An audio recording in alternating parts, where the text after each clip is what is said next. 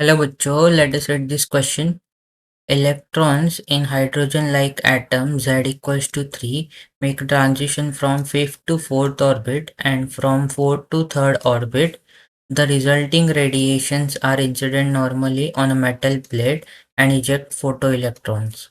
The stopping potential for the photoelectrons ejected by the shorter wavelength is 3.95 volt.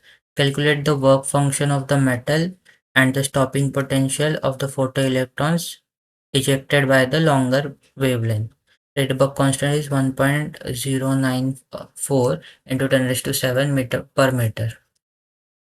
इस question में हमें क्या दिया है कि एक हाइड्रोजन लाइक एटम है जहाँ पे जो इलेक्ट्रॉन है वो 5th से लेके 4 में ट्रांजिशन करता है और 4 से 3rd में, और उससे जो रेडिएशन निकलता है उसको हम लोग ने एक मेटल प्लेट पे इंसिडेंट किया है जहाँ से फोटो इलेक्ट्रॉन्स इजेक्ट होते हैं। तो हमें वर्क फंक्शन निकालना है और स्टॉपिंग पोटेंशियल निकालना है लॉन्गर वेवलेंथ के लिए। यहाँ पे जो की कॉन्सेप्ट हम लोग यूज़ करेंगे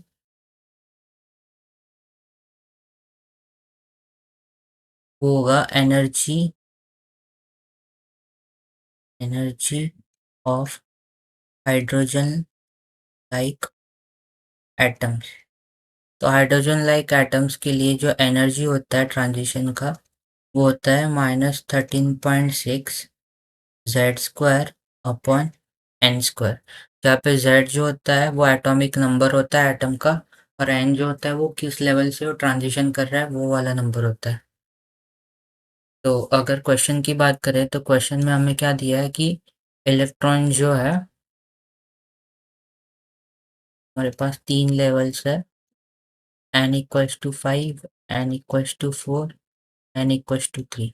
तो पहले जो एटम है वो n इक्वल्स टू 5 से लेके 4 में ट्रांजिशन कर रहा है और फिर 4 से लेके 3 में ट्रांजिशन कर रहा है, और यहाँ से जो रेडिएशन निकल रहा है वो हम लोग ने ये जो यहाँ से जो रेडिएशंस निकल रहा है ये हम लोग ने मेटल प्लेट पे इंसिडेंट किए।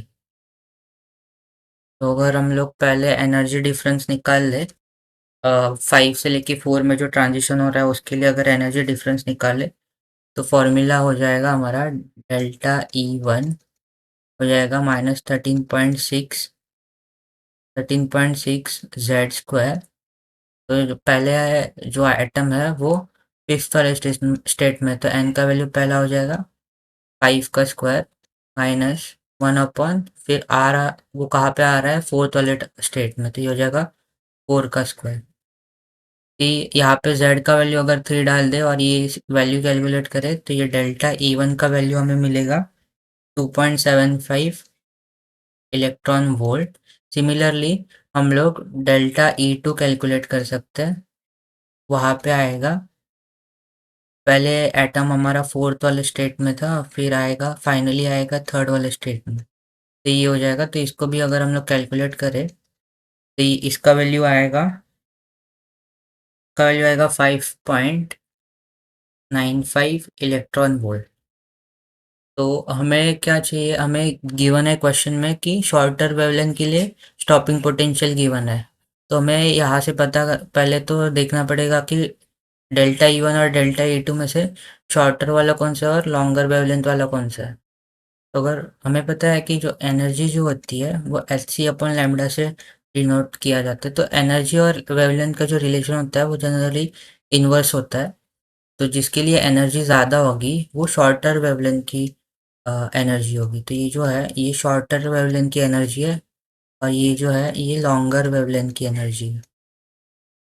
तो हमें क्वेश्चन में शॉर्टर वेवलेंथ का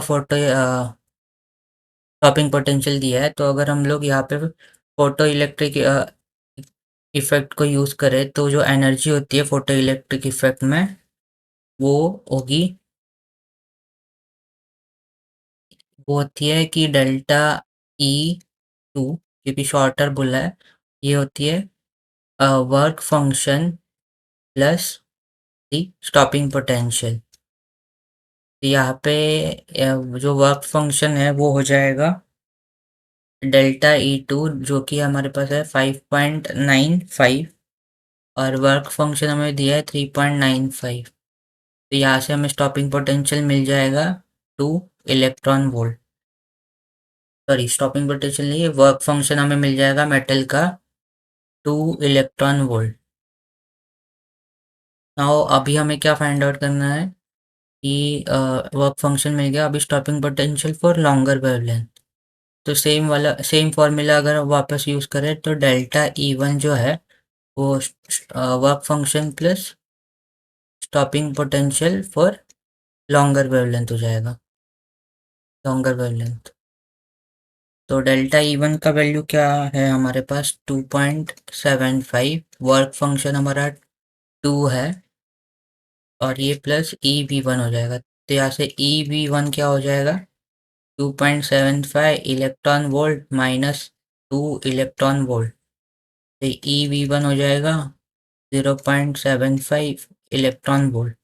तो अगर ई कैंसिल करे तो हमें stopping potential for longer wavelength मिल जाएगी 0.75 वोल्ट।